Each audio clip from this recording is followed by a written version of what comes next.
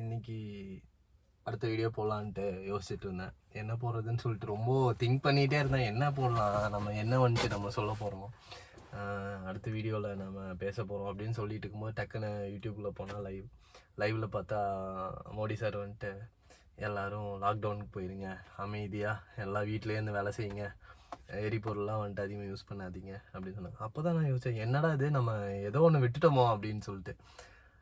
உண்மையாகவே விட்டுட்டோம் தான். எலெக்ஷன், நம்ம டிவிகே, சிஎம், இப்படி நம்ம அந்த டாபிக்ஸ் அது மட்டுமே நம்ம பார்த்துட்டு இருந்தோம் ஒரு 10 டேஸாக.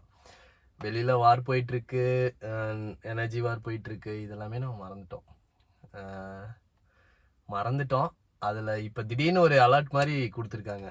நம்ம என்ன பண்ண போகிறோம், இப்போ வந்துட்டு பெட்ரோல் பத்தலை, டீசல் பத்தலை, நமக்கு வீட்டுக்கு கேஸ் சிலிண்டர், ஆக்சுவலி போன மந்த் நமக்கு கேஸ் சிலிண்டர் ரேட் இன்க்ரீஸ் ஆச்சு. அதுக்கு நம்மளாம் என்ன பண்ண போகிறோம், எப்படி இதை மேனேஜ் பண்ணி கொண்டு போகிறோம். நான் இப்போ வந்துட்டு பேசும்போது வந்துட்டு அரசியல், நம்ம வந்துட்டு இந்த மாதிரி நாட்டு நடப்பு இதெல்லாம் பேச வேணாம், நம்ம வந்துட்டு ஃபன்னியாக ஜாலியாக இருக்கிற இன்சிடென்ட்ஸ்லாம் நம்ம சொல்லலாம், அந்த மாதிரி தான் நான் நினச்சேன். பட்டு இப்போது கரண்ட்டாக பார்த்தா எல்லாம் சினிமாவை பற்றி பேசிகிட்டு இருந்த நாளெல்லாம் போயிட்டு இப்போ எல்லாம் சின்ன சின்ன குழந்தைங்க கூட வந்துட்டு அரசியல் பற்றி பேசுகிறாங்க. அது வந்துட்டு ரொம்ப ஆச்சரியமாக இருக்குது. அப்போது நம்ம வந்துட்டு ஏன் இப்போ இருக்கிற இந்த விஷயத்தையும் சொல்லலாம், என்ன தப்பு? ஏன்னா அது ஒரு அலர்ட்டாக இருக்கணும், அவ்வளோதான். நம்ம வந்துட்டு இப்போ கரண்ட்டாக வந்துட்டு அவர் சொல்லிகிட்டு இருக்காரு, இந்த மாதிரி சேஃபாக இருங்க, சேஃபாக இன் த சென்ஸ் அலர்ட்டாக அவேராக இருங்க, எதையும் வேஸ்ட் பண்ணாதீங்க.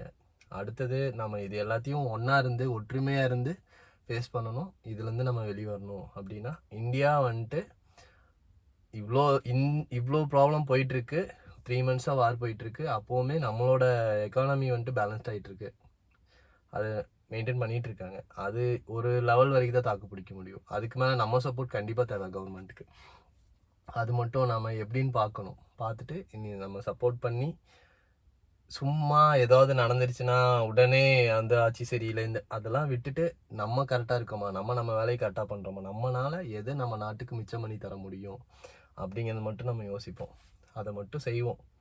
கண்டிப்பாக முடியும், நம்ம எல்லாத்தையும் ஜெயிச்சு காட்டுவோம். ஏன்னா யூஸ்வலாக எல்லா மக்களுக்கும் தனிப்பட்ட முறையில் கஷ்டங்கள் வந்துகிட்டே இருக்கா. இப்போ வந்துட்டு திருப்பியும் நம்ம இந்த மாதிரி பொதுவாக நடக்கிற விஷயங்கள்லையும், கேஸ் சிலிண்டரு, இந்த மாதிரி பெட்ரோல், இதுலேயும் வந்துட்டு கஷ்டங்கள் வந்துகிட்டே இருக்குன்னா, அப்போது எப்படி நம்ம வந்துட்டு ஹேண்டில் பண்ணுவோம் அப்படிங்கிறது. ஒரு கஷ்டமான சூழ்நிலையை வந்துட்டு நம்ம ஃபேஸ் பண்ணிகிட்டே இருக்கோம், நம்ம பழகிட்டே இருக்கோம். பட் அதை ஹேண்டில் பண்ணிகிட்டே எவ்வளோ நாள் இருக்க முடியும் அப்படிங்கிறது இருக்கும். பட் அது தனிமையாக ஹேண்டில் பண்ணும்போது அது ஒரு கஷ்டம் இன்னும் அதிகமாக தான் இருக்கும். பட் இப்போ எல்லாம் ஒன்று சேர்ந்து ஒன்றா நம்ம வந்துட்டு யாரையும் குறை சொல்லாமல் ரியாலிட்டியை புரிஞ்சுக்கிட்டு அவங்க என்ன கைட் பண்ணுறாங்களோ அதை வந்து கேட்டுக்கிட்டு நம்ம அதுக்கேற்ற மாதிரி போகலாம், அவ்வளோதான். கண்டிப்பாக எல்லாமே சால்வ் ஆகும், நல்லதே நடக்கும், நம்புவோம். கண்டிப்பாக நடக்கும், எல்லா லைஃப்பும் சூப்பராக இருக்கும். தேங்க்யூ.